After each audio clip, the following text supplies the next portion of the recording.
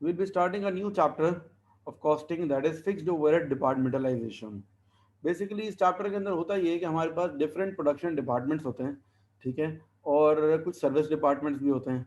अब जो production departments होते हैं और सर्विस डिपार्टमेंट्स होते हैं, हमें क्या करना होता है, हमारे पास जो फिक्स्ड ओवरहेड्स होते हैं ना, कुछ फिक्स्ड ओवरहेड्स तो ऐसे होते हैं ना, डिपार्टमेंट वाइज अलग अलग आते हैं। जैसे फॉर एग्जांपल अगर मेरी फैक्ट्री में 4 डिपार्टमेंट हैं और department A, B, C, D, 4 departments हैं। चारों डिपार्टमेंट का अगर बिजली का, इलेक्ट्रिसिटी का मीटर अगर अलग अलग लगा हुआ है, तो क्या होगा, सबका बिल अलग अलग आएगा, ठीक है ना। जो अलग अलग पहले से है तो दैट इज वेरी गुड, उसको कहते हैं एलोकेटेड ओवरहेड्स। एलोकेटेड ओवरहेड्स का मतलब क्या होता है, एलोकेटेड ओवरहेड्स का मतलब है कि सबका ऑलरेडी अलग अलग डिस्ट्रीब्यूटेड है।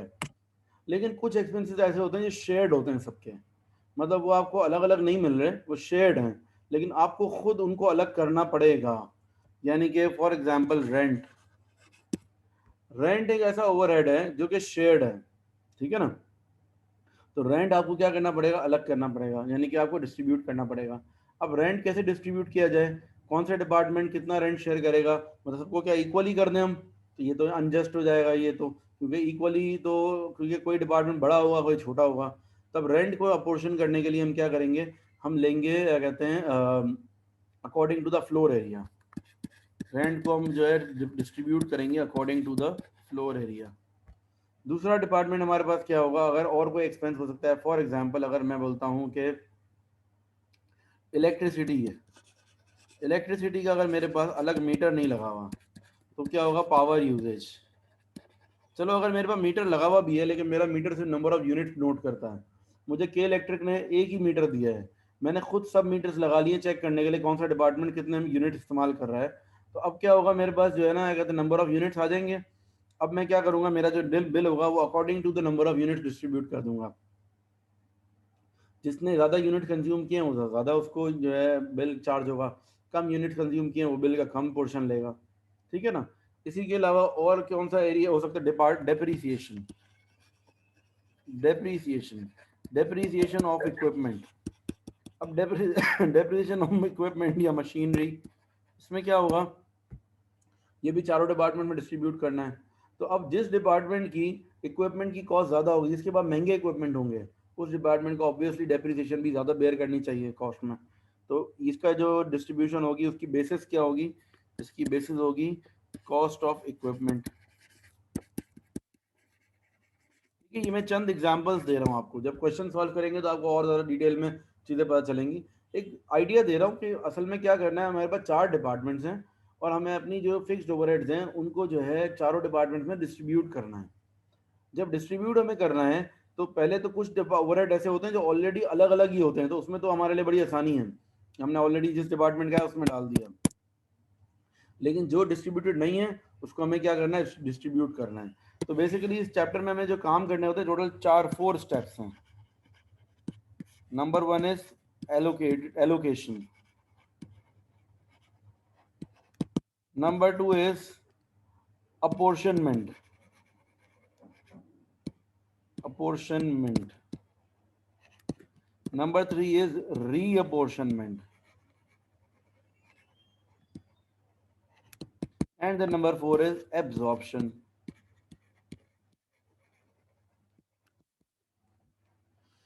ठीक है, क्या क्या करना है आपको, सबसे पहले एलोकेटेड एलोकेशन करनी है। एलोकेशन मतलब जो ऑलरेडी अलग अलग ओवरहेड दिए हुए हैं उनको अपने अपने डिपार्टमेंट्स की हेडिंग में डाल देना है।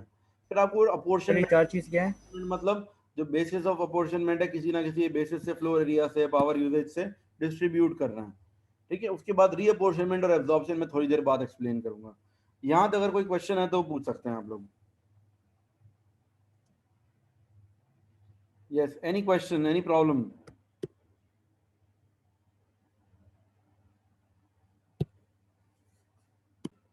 एक दफा शॉर्ट रिकैप दे रहा हूं मैं। अच्छा जी, मेरी आवाज क्या शुरू से? अच्छा बच्चों, तो बात ये है कि इस चैप्टर के अंदर आपको टोटल 4 स्टेप्स करने होते हैं। एक होता है एलोकेशन, सेकंड है हमारा अपोर्शनमेंट, थर्ड है रीअपोर्शनमेंट एंड फोर्थ इज एब्जॉर्प्शन। पहली चीज क्या है, अपोर्शन एलोकेशन। एलोकेशन का मतलब जो ओवरहेड्स, ओवरहेड मतलब एक्सपेंसेस, जो ओवरहेड्स ऑलरेडी अलग अलग हैं चारों डिपार्टमेंट्स के या पांचों डिपार्टमेंट्स के हमारे पास, तो बस हर डिपार्टमेंट की हेडिंग में जाकर उसको हम लिख देंगे सिर्फ। सिर्फ वैल्यू लिख देंगे, ये एलोकेशन है। नेक्स्ट है अपोर्शनमेंट। अपोर्शनमेंट मतलब कुछ ओवरहेड जो कंबाइन है उनको हर डिपार्टमेंट में अपने अपने डिस्ट्रीब्यूट करना है, डिस्ट्रीब्यूट करना, डिवाइड करके डिस्ट्रीब्यूट करना है, ये कहलाता है अपोर्शनमेंट। ठीक है, दूसरा है अपोर्शनमेंट मतलब डिस्ट्रीब्यूट करना है आपको। फिर उसके बाद रीअपोर्शनमेंट और एब्जॉर्प्शन में थोड़ी देर के बाद एक्सप्लेन करूंगा क्वेश्चन के साथ। ठीक है, टोटल 4 स्टेप्स हैं, इतना बस अभी फिलहाल जान लो। अभी आप लोग जरा पास्ट पेपर्स ओपन करें। पास्ट पेपर से हम क्वेश्चन नंबर 1 करेंगे इस चैप्टर का, चैप्टर नंबर 17 है ये, चैप्टर नंबर 16 है सॉरी।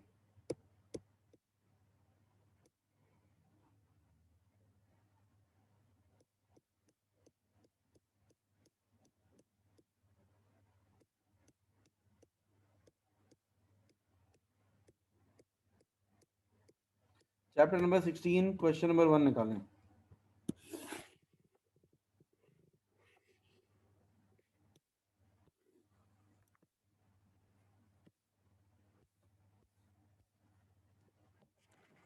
अच्छा भाई,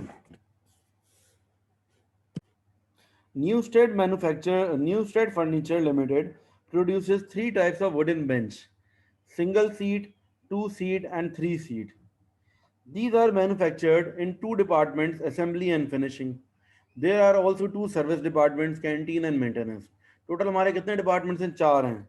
एक असेंबली है, फिनिशिंग है, मेंटेनेंस और कैंटीन है। 4 डिपार्टमेंट्स हैं, जिसमें से 2 डिपार्टमेंट प्रोडक्शन के हैं और 2 सर्विस डिपार्टमेंट्स हैं। मतलब मेंटेनेंस और कैंटीन क्या है, प्रोडक्शन नहीं होती वहाँ पर, वो सर्विसेज देते हैं किन डिपार्टमेंट्स को? असेंबली और फिनिशिंग को ही। ठीक है, हमें क्या करना है, ये नीचे टेबल दिया हुआ है, इस टेबल के जरिए को यूज करते हुए हमें क्या करना है, बेसिकली सबसे पहले एलोकेटेड ओवरहेड्स लिख लें। उसके बाद जो ओवरहेड कौन कौन है, स्पेस कॉस्ट, डेप्रिसिएशन, इन दोनों को हमें क्या करना है, डिस्ट्रीब्यूट करना है according to the suitable basis. Basis क्या लेंगे हम? स्पेस कॉस्ट का मतलब रेंट। रेंट के लिए हम डिस्ट्रीब्यूशन का किस बेसिस पे डिस्ट्रीब्यूट करेंगे? According to the floor area. दूसरी चीज है डेप्रिसिएशन ऑफ इक्विपमेंट, इसको हम डिस्ट्रीब्यूट कैसे करेंगे, अपोर्शन कैसे करेंगे? According to the cost of equipment. ठीक है, मैं सॉल्व करके आप लोगों को बता रहा हूँ, एक फॉर्मेट बना लें, ये जो बना हुआ है ना ऐसे ही फॉर्मेट बना लें एक। ठीक है, 4 डिपार्टमेंट्स हैं, 4 डिपार्टमेंट्स और एक टोटल।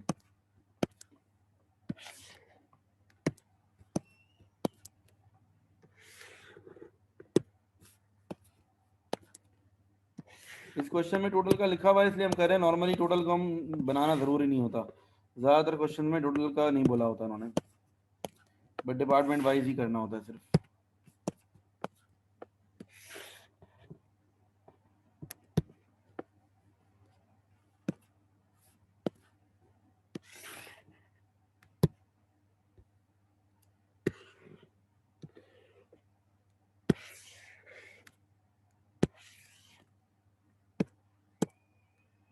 ठीक है, ये फॉर्मेट बना लें प्लीज सब लोग अपने पास, ताकि हम क्वेश्चन स्टार्ट करें फिर।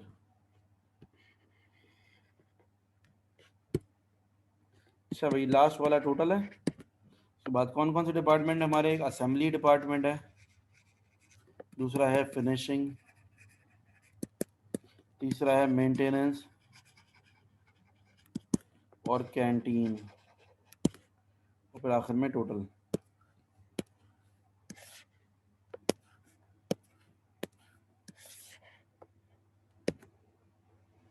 अच्छा भाई, स्टार्ट करेंगे हम एलोकेटेड ओवरहेड से।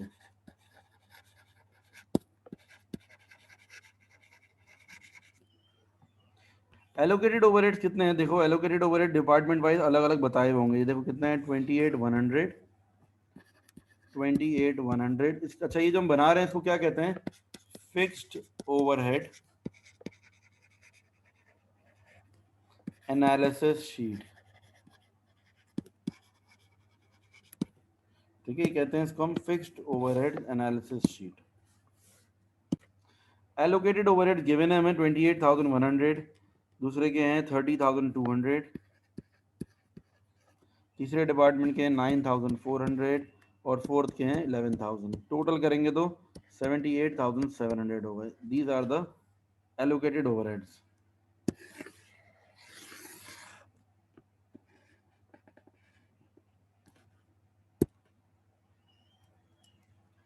ठीक है,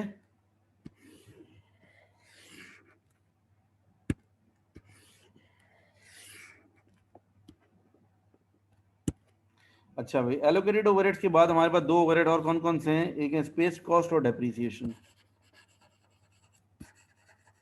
स्पेस कॉस्ट और depreciation. Space cost is basically rent. Space cost कितनी है? टोटल 55,000 है। अब 55,000 को सारे डिपार्टमेंट्स में डिस्ट्रीब्यूट करना है, यानी कि अपोर्शन करना है। उसका क्या तरीका है ज़रा देखो, मैं सॉल्व करवा रहा हूँ, साइड पर वर्किंग कर रहा हूँ उसकी। देखो, स्पेस कॉस्ट के लिए 55,000 की स्पेस है, और यहाँ पर आपको बताया हुआ होगा कि कितना ये फ्लोर एरिया है। असेंबली डिपार्टमेंट का फ्लोर एरिया है 3000 स्क्वायर, ठीक है, स्क्वायर मीटर्स में 3000 स्क्वायर मीटर्स। फिर उसके बाद फिनिशिंग का है 3800, मेंटेनेंस का 2000 और कैंटीन का 2200। अब ये मेरे पास जो स्पेस है इसको मुझे अपोर्शन करना है, ठीक है।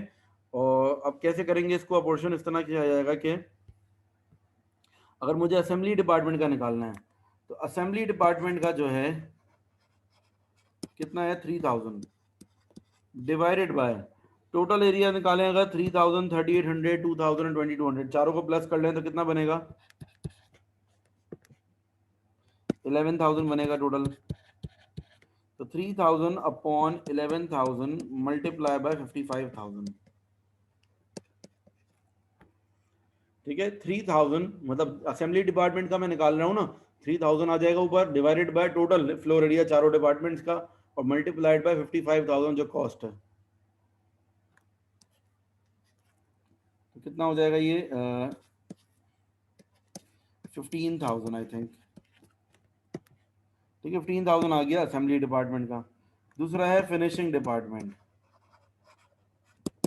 फिनिशिंग डिपार्टमेंट का कितना होगा? 3800 डिवाइडेड बाय 11,000 मल्टीप्लाइड बाय 55,000,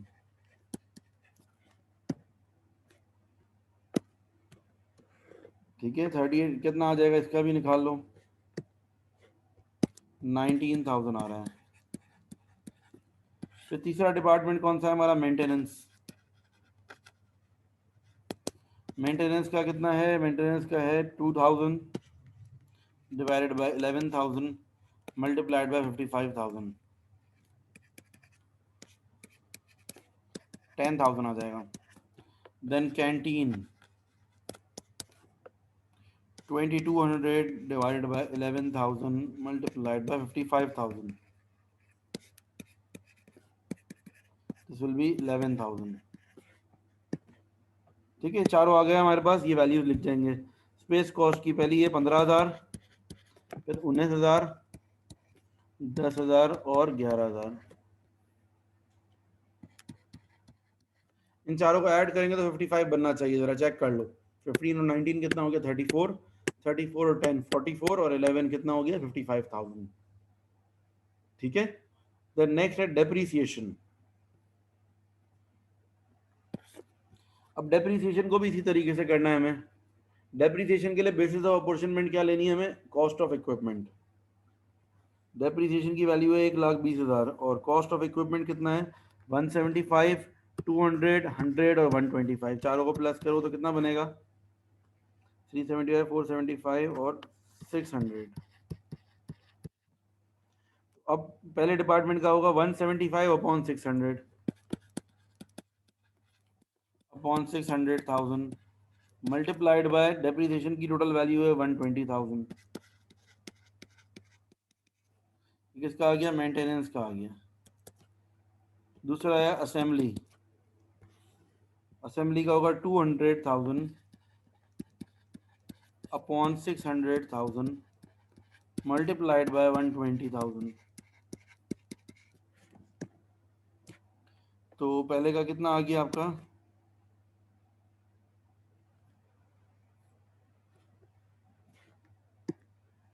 35,000, ठीक है, थैंक यू। दूसरे का कितना आ रहा है फिर?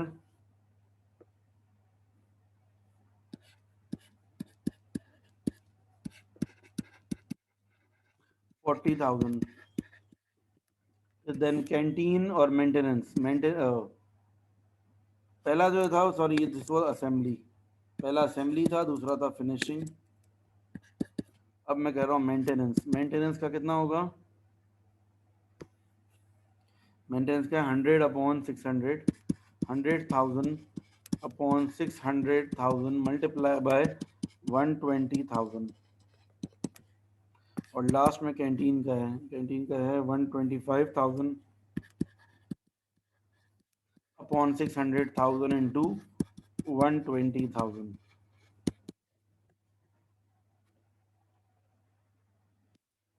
चलो ये हो जाएगा 20,000 और लास्ट वाला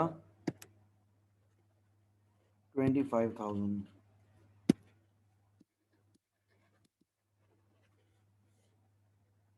ठीक है, अब ये सारी वैल्यूज लिख देंगे यहाँ पर 35,000, देन 40,000, देन 20,000 और फिर 25,000। सबको ऐड करेंगे तो 120,000 है।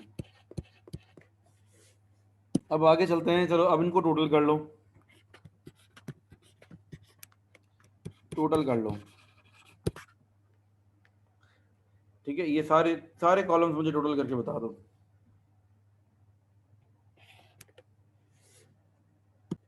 ये सारे मैंने टोटल्स लिख दिए। अब ये दो स्टेप्स हो गए हमारे चार में से। पहला स्टेप क्या था, एलोकेशन हो गया। दूसरा स्टेप था अपोर्शनमेंट, वो भी हो गया। अब हमें क्या करना है, अब हमें करना है रीअपोर्शनमेंट। रीअपोर्शनमेंट, ठीक है। रीअपोर्शनमेंट क्या होगा, देखो क्या कहते हैं सब।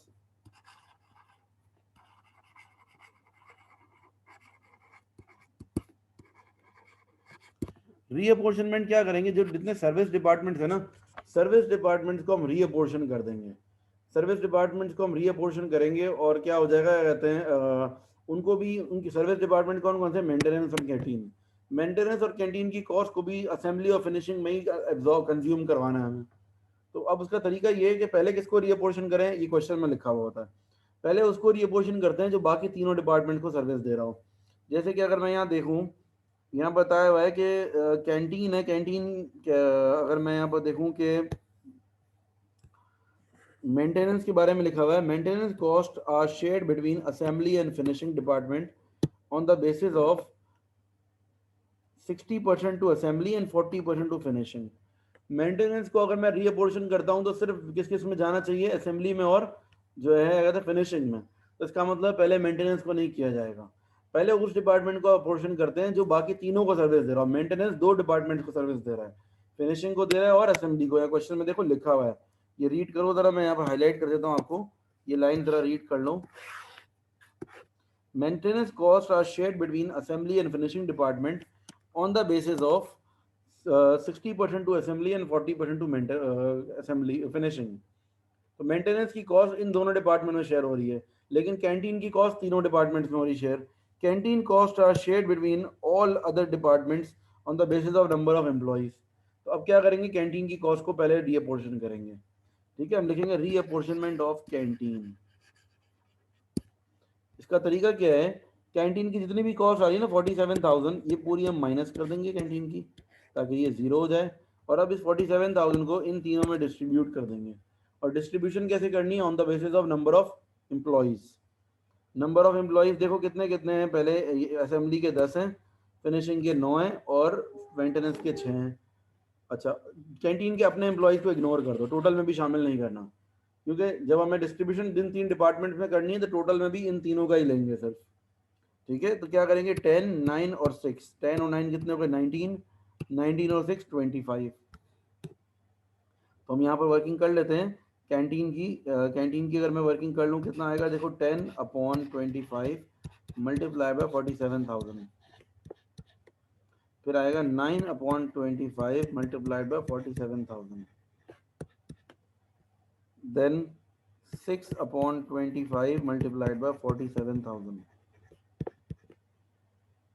ठीक है, तो यहाँ से आपके आंसर आ जाएंगे।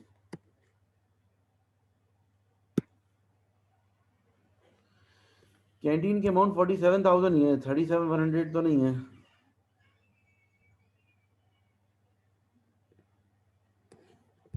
अच्छा जी, ये कैलकुलेशन कर लें प्लीज, मुझे आंसर बता दें।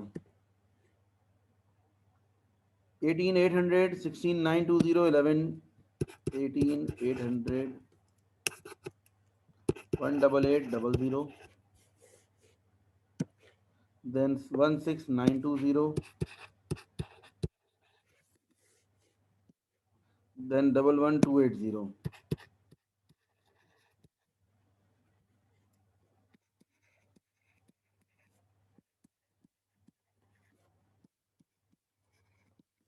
इनको ऐड करेंगे दोबारा। अब इनको ऐड करके एक दफ़ा फिर टोटल कर लो। उसके बाद हम रीअपोर्शन करेंगे मेंटेनेंस को। ठीक है, अब इनको ज़रा ऐड करके मुझे बता दो वैल्यूज़।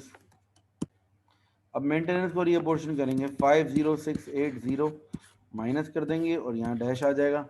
और अब ये इन दोनों में डिस्ट्रीब्यूट हो जाएगा 60% और 40%। 60% जो है वो जाएगा असेंबली में और 40% जाएगा फिनिशिंग में। ठीक है, अब इसको टोटल कर लेंगे तो ये हर डिपार्टमेंट की टोटल कॉस्ट आ जाएगी हमारे पास। ये हमारा तीसरा स्टेप भी कंप्लीट हो गया, रीअपोर्शनमेंट भी हो गया। अब रह गई एक आखिरी चीज़, दैट इज एब्जॉर्प्शन।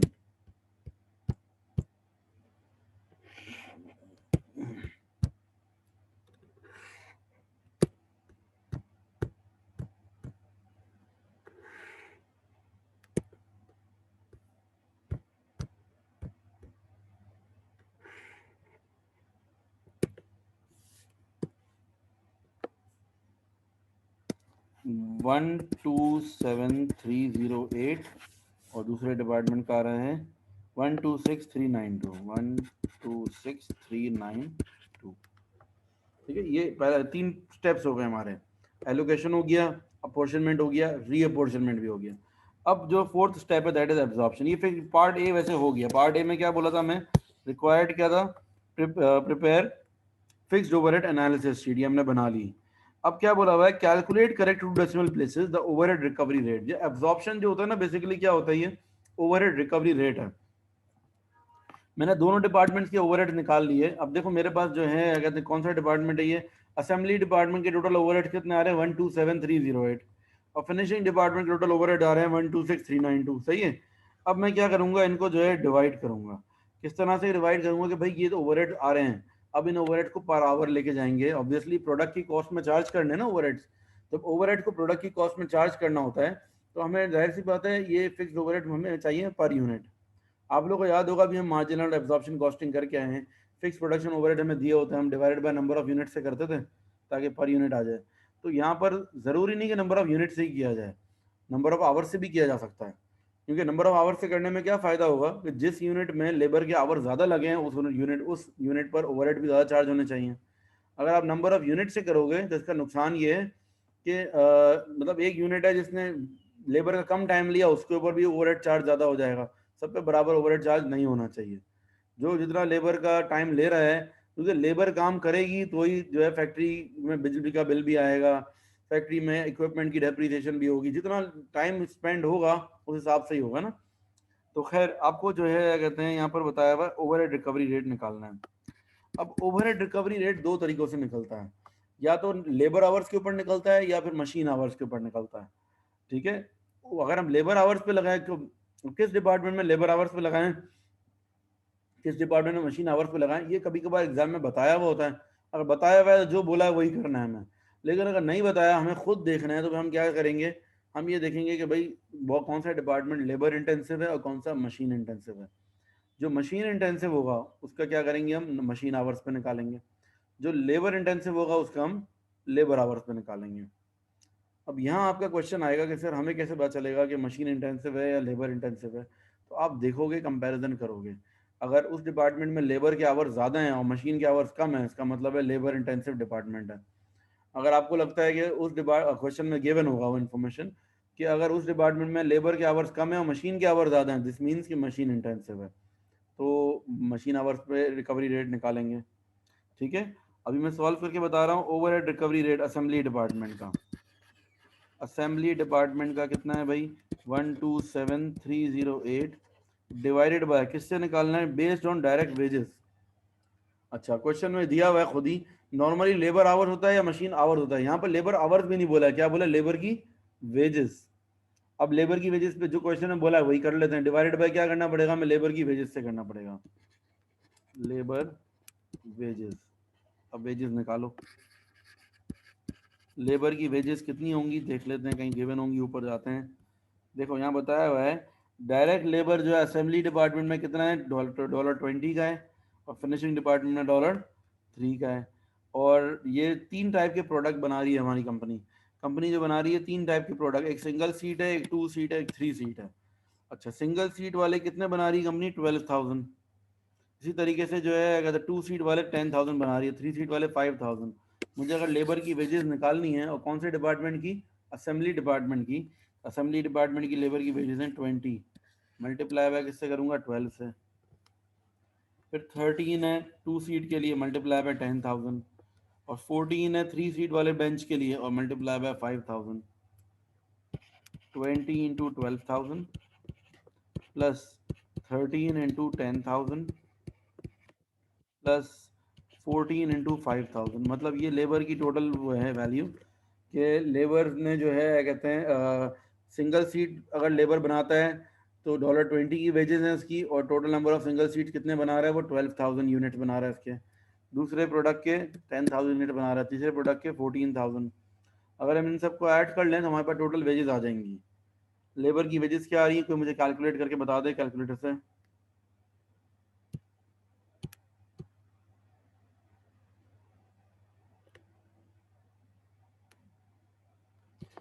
440 मेरे ख्याल से। कैलकुलेट करके बता दो बेटा जल्दी से।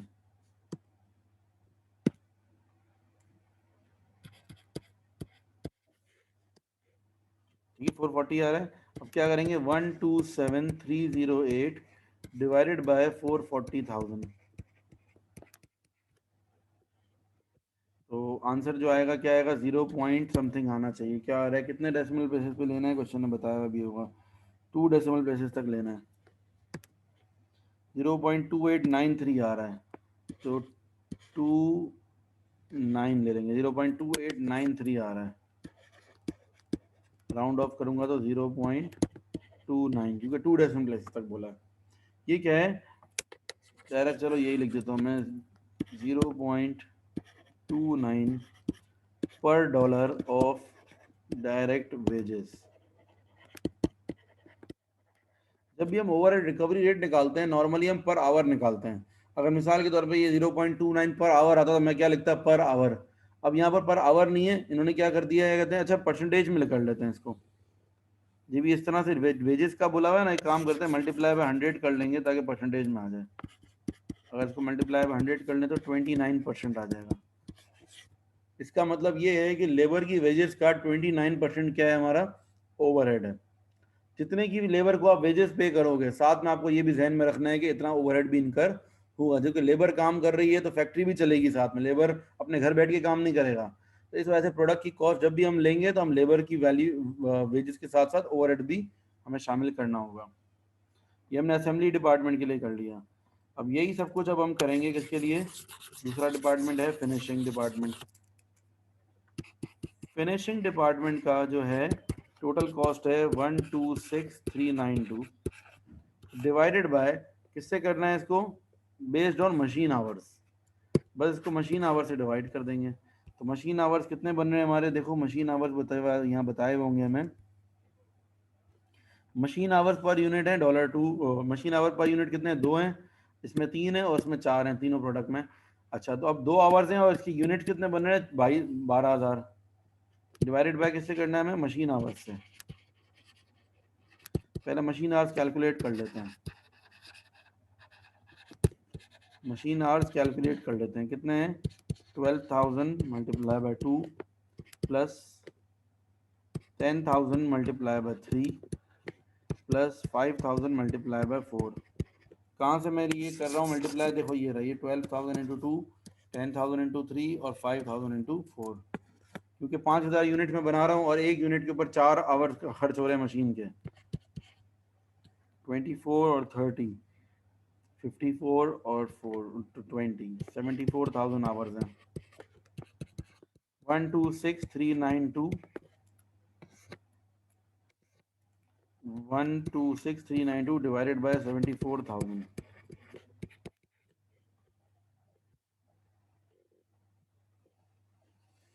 126,392 डिवाइड बाय 74,000 कितना आ रहा है? ये 1.708 1.71 पर मशीन आवर। अच्छा, ऊपर वाले में ये 28 पॉइंट क्या आ रहा था? जरा मुझे दोबारा बताना। 28 पॉइंट आ रहा था ये 93, मतलब ये आ जाएगा 28.93%, ऐसे लिख लेते हैं। ठीक है, 2 डेसिमल प्लेसेस तक बोला है ना। ठीक है, आई रिपीट वंस अगेन, ये वाला जो ओवरहेड रिकवरी रेट वाला जो पार्ट है, तो फिर से रिपीट कर देता हूँ मैं। ओवरहेड रिकवरी रेट के लिए क्या करना है, जो दो ओवरहेड हमने निकाले हुए असेंबली डिपार्टमेंट के और फिनिशिंग डिपार्टमेंट के। अब असेंबली डिपार्टमेंट को बोला था कि आपको ओवरहेड रिकवरी रेट निकालना है बेस्ड ऑन लेबर वेजेस। तो असेंबली डिपार्टमेंट की टोटल वैल्यू थी ओवरहेड्स की 127,308, डिवाइडेड बाय लेबर की वेजेस से करना था। मैंने लेबर की वेजेस पहले कैलकुलेट कर ली, 440,000 आ गई। जब डिवाइड किया, आंसर कुछ डेसिमल में आ रहा था, मैंने मल्टीप्लाई बाय 100 कर दिया ताकि परसेंटेज में आ जाए। तो 0.2893% आ गया, यानी कि लेबर की वेजेस का 28.93% मेरा ओवरहेड होगा असेंबली डिपार्टमेंट का। फिनिशिंग डिपार्टमेंट पे आ जाते हैं। फिनिशिंग डिपार्टमेंट में बेस्ड ऑन क्या बोला, मशीन आवर्स, इसलिए इसको परसेंटेज में करने की जरूरत नहीं है, क्योंकि 1.71 पर आवर आ रही है कि जितने घंटे मशीन के लगेंगे पर आवर 1.71 का ओवरहेड चार्ज होगा। ठीक है, अच्छा, ये चारों स्टेप्स हमारे कंप्लीट हो गए जो मैंने अभी बताए थे आपको कि इस चैप्टर में 4 स्टेप्स हैं। क्या है, एलोकेशन, अपोर्शनमेंट, रीअपोर्शनमेंट और एब्जॉर्प्शन। ये लास्ट में किया है ना, मैंने दिखाया कि बेसिकली मैंने एब्जॉर्प्शन किया है, कि मैंने ओवरहेड रिकवरी रेट जो निकाले, दिस इज कॉल्ड एब्जॉर्प्शन। अच्छा, अब इसके बाद एक और का पार्ट बोला हुआ है इन्होंने हमें। वो क्या बोला हुआ है कि ये जो कुछ भी हमने किया, ये एब्जॉर्प्शन करा है, इससे हमें फायदा क्या हो रहा है। इससे फायदा ये हो रहा है कि हमें जो है क्या कहते हैं, आगे अगर एक यूनिट की कॉस्ट निकालनी है पर यूनिट की, जैसे हम पीछे मार्जिनल और एब्जॉर्प्शन कॉस्टिंग में निकालते थे पर यूनिट की कॉस्ट, अब यहाँ पर यूनिट की कॉस्ट निकालने में हमें आसानी होगी। कैसे आसानी होगी, क्योंकि देखो ऑब्वियसली आपके पास ये ओवरहेड का भी पर यूनिट का रेट आ गया है। जैसे पार्ट सी और डी कर लेते हैं। पार्ट सी में क्या बोला, state the reason for using different method of calculating overhead recovery rate in part B. पूछ रहे हैं भाई क्यों डिफरेंट मेथड यूज किए, एक में हमने मशीन आवर्स किए हैं और एक में डायरेक्ट वेजेस किए हैं। तो इसका जवाब क्या होगा, because one department is labour intensive and the other one is machine intensive. ठीक है, तो और पार्ट डी पे फिर आते हैं। पार्ट डी में बोला हुआ है calculate to decimal places the total cost of 1 2 seat bench. अब एक बेंच बनाने की कॉस्ट निकाल के दिखाओ। कॉस्ट में क्या क्या आता है, कॉस्ट मतलब एब्जॉर्प्शन कॉस्ट निकालनी है। क्या क्या निकालना है, डायरेक्ट मटेरियल आएगा, डायरेक्ट लेबर आएगा और ओवरहेड्स आएंगे। अच्छा, वेरिएबल ओवरहेड्स भी आ जाएंगे, फिक्स्ड ओवरहेड भी। अच्छा, वेरिएबल ओवरहेड्स इस क्वेश्चन में है नहीं कोई, उससे फिक्स्ड ओवरहेड्स आएंगे। ठीक है ना।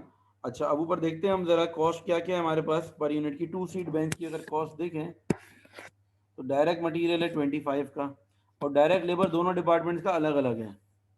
तो डायरेक्ट मटेरियल है 25। अच्छा, डायरेक्ट लेबर जो है वो असेंबली डिपार्टमेंट में भी है और फिनिशिंग में भी है। असेंबली डिपार्टमेंट में लेबर की कॉस्ट है 13, फिनिशिंग डिपार्टमेंट में 4। फिर ओवरहेड्स, असेंबली डिपार्टमेंट के ओवरहेड अलग हैं, फिनिशिंग डिपार्टमेंट के ओवरहेड्स अलग हैं। असेंबली डिपार्टमेंट के ओवरहेड कैसे निकलेंगे, अभी हमने ऊपर ऊपर ओवरहेड रिकवरी रेट निकाला है।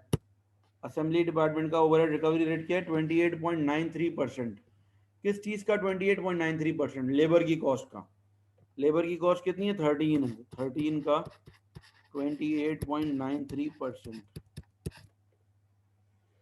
दूसरा क्या है हमारे पास overhead recovery rate, finishing department का क्या है, 1.71 पर मशीन आवर।